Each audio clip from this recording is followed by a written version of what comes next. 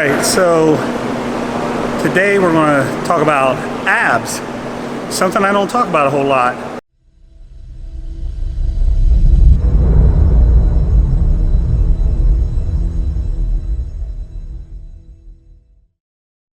Let me give you a little bit of background on my abdominals. So, in 2005, I almost died from a rare disease called idiopathic myointimal hyperplasia of the mesenteric vein. So I had a vascular disease in the sigmoid part of my colon, and I was actually in the hospital bleeding to death and from this disease, and I had my entire colon removed. The reason why I'm telling you that is because I ended up having a lot of surgeries, and they cut me from here right down the line. They cut me, I ended up getting 6 surgeries. So it killed, basically it cut up all the linea alba and the fascia tissue. And I actually started getting a condition that women get that are pregnant called diastasis recti. That's when your abdominals actually start to move out to the side of your body because there's nothing holding them together. It was very, very frustrating for me. I ended up having a surgery, a very, very rare surgery, another one, where they actually tied my abs together. My abs are actually sewn together, and they've been like that since 2006. Actually, that surgery was in more like 2008. So my abs are tremendously weak, and I had a lot of nerve damage from all the surgeries I had, so I had like tingling all around here up until about 2012. So abs have been a long road to recovery for me. So I'm very, very in tune with what's working for my abs and not working for my abs. The number one thing that helps my abs is leg raises, okay? Particularly my lower abs. Now, usually I do them on a machine that has like a half Bosu ball sitting in my lower back, so when I bring my legs down, I can stretch my lower abs. I don't have one of those today, but I'm going to just show you a hanging leg raise, because the leg raise to me is like ab exercise number 1. You're bringing your pelvic girdle up toward your torso, okay? So we're going to start right here.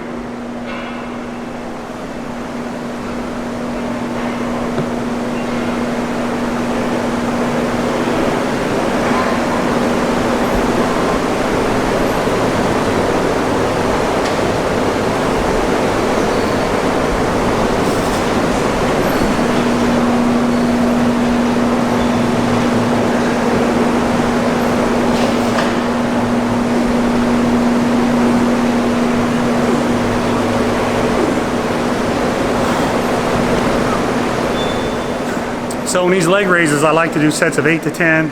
Remember, my abs are pretty weak, so you might be doing sets of 15 to 20. I use straps on these so my grip doesn't give out. And you may notice too, I'm keeping my legs straight. It's okay if you bend your knees. I just don't feel it as much in my hip flexors if I keep my legs straight. I feel more in my lower abs. Now, here's one other thing I want to mention. When I'm doing these regularly, like 3 or 4 times a week, I literally feel my lower abs are sucked in. They feel better. And if I get lazy and I don't do these, I can feel that lower abdominal pooch, that bloating. My abs start to stick out. I hate that. So there's like a very, very noticeable effect of keeping my abs sucked in. So 3 sets here. For you, probably 15 to 20. For me, I'm doing 8 to 10.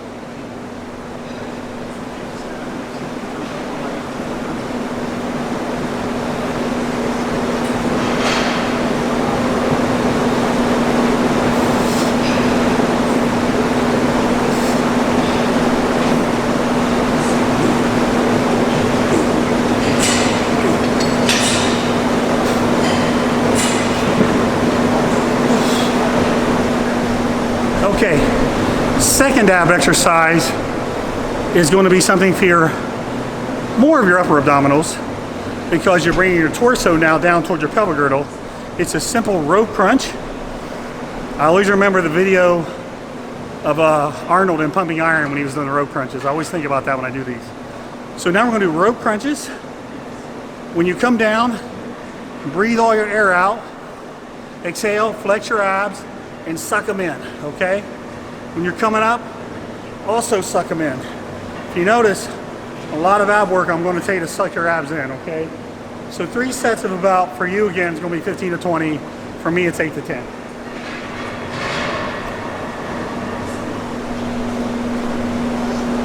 Suck them in.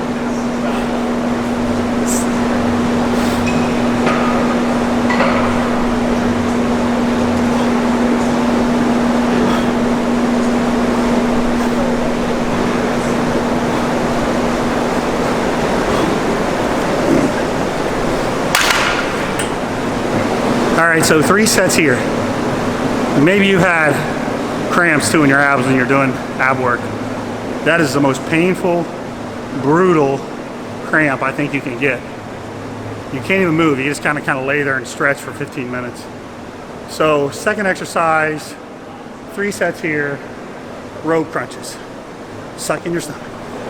All right, so you've done your leg raises for your lower abs, your crunches for your upper abs.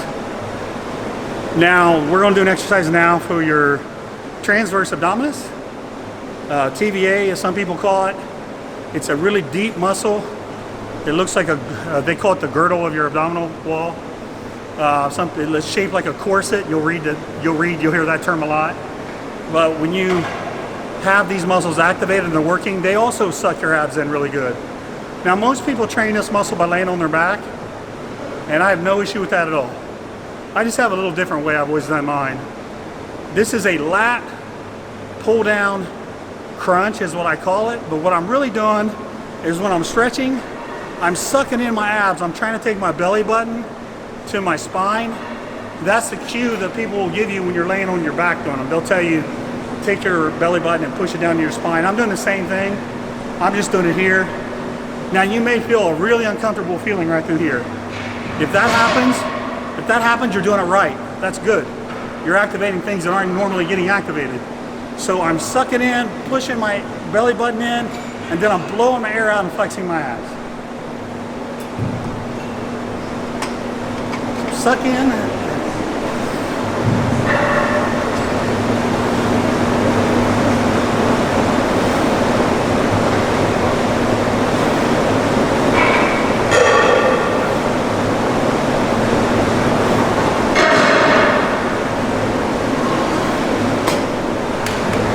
All right, so now you've done 3 sets here.